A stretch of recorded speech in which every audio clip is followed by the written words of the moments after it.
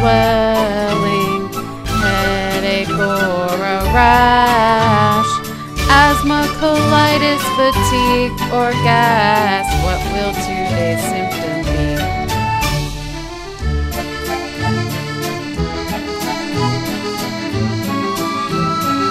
My loopy life with lupus.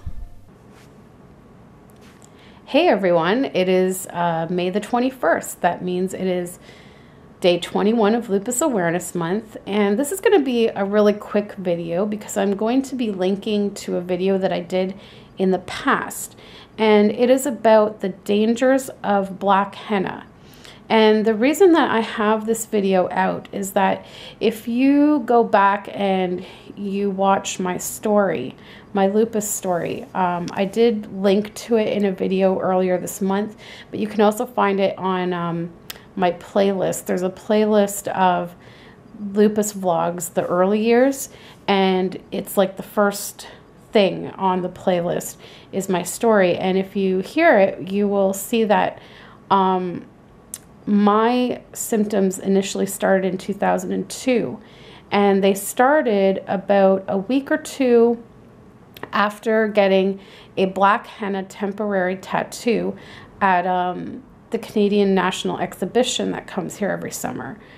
And now there is natural henna, which is usually brown or red in color, and that kind is usually fine. There's really nothing wrong with it. It's made from plants. It's natural. It's fine. I didn't know this though, and I wanted the black henna because it looked more like a real tattoo, and it was temporary. So I thought, hey, why not? I so regret that now. I really do. What people don't realize is these black henna tattoos are actually not real henna.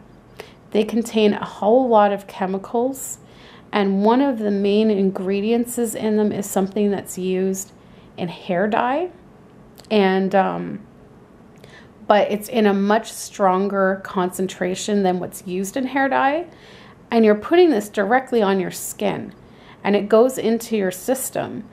And so as it turns out, I was allergic to that. And all of my health issues just started spiraling out of control about a week or so after getting this black henna tattoo. And I go into a lot more detail with it in the in my story if you want to go back and listen to that if you haven't already.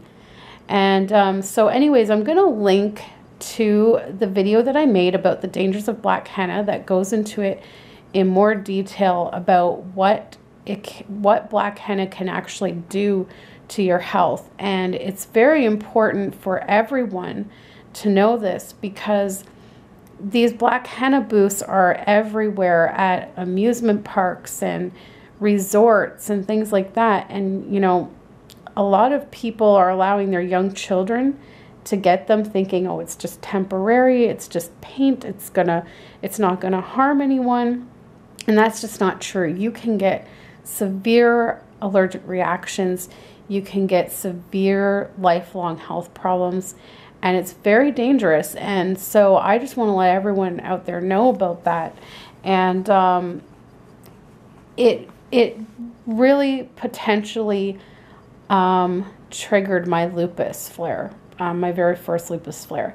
And I go into more about that in the dangers of black henna video that I'm going to put the link in the description below, and it explains more about just how that could have triggered my lupus flare.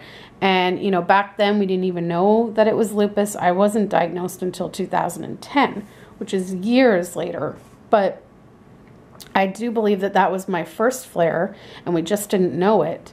And the lupus book that I showed you guys in the books and resources actually mentions in it, when it's talking about environmental triggers, you know, they say that people with lupus, they usually have some kind of a lupus gene that makes them susceptible to getting lupus.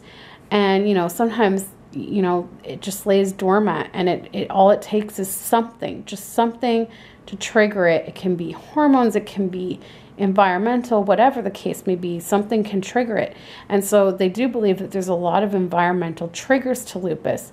And it just so happens that after I was finally diagnosed with lupus and I was reading through the lupus book and reading about environmental triggers, that lo and behold, I saw that hair dye, and more specifically paraphenyldiamine, which is the ingredient in hair dye as well as black henna, it has been recognized as a possible environmental trigger of lupus. And so as soon as I heard that, I thought, well, there it is. Like, it has to have been, you know, the black henna that potentially triggered my first lupus flare. And so it's very important for everyone to know the dangers of this. And I highly advise that everyone stays away from black henna. If you really want to get henna or some kind of temporary tattoo, I suggest airbrushing or the actual like natural brown red henna. Do not, just stay away from the black henna. But anyways, to get more in depth with it and to get a lot more information about it, just go to the link in the description below and it will tell you everything you need there. So yeah, I can't stress enough how dangerous black henna can be. Like, it's just crazy. And I mean, who knows? I may be healthy today if I had never had it. I really don't know. It's hard to say, but it's just something that I think about a lot, that had I not gotten that black henna tattoo, would I be normal today? Like, we'll never know, but it's very important for everyone to know this, especially if you have young children. Just don't let them get it, please. Anyways, guys, so just don't forget to click the link below in the description and you will learn a lot more about the dangers of black henna. And also there's links below as well for sponsoring me on my walk and purchasing lupus awareness shirts like this and bracelets like these. And yeah, just I would really, really love to reach our fundraising goal of $1,000 for lupus. So anyways, guys, thanks for your support this month, and let's just keep plugging on, and we'll see you in the next video. Bye, guys.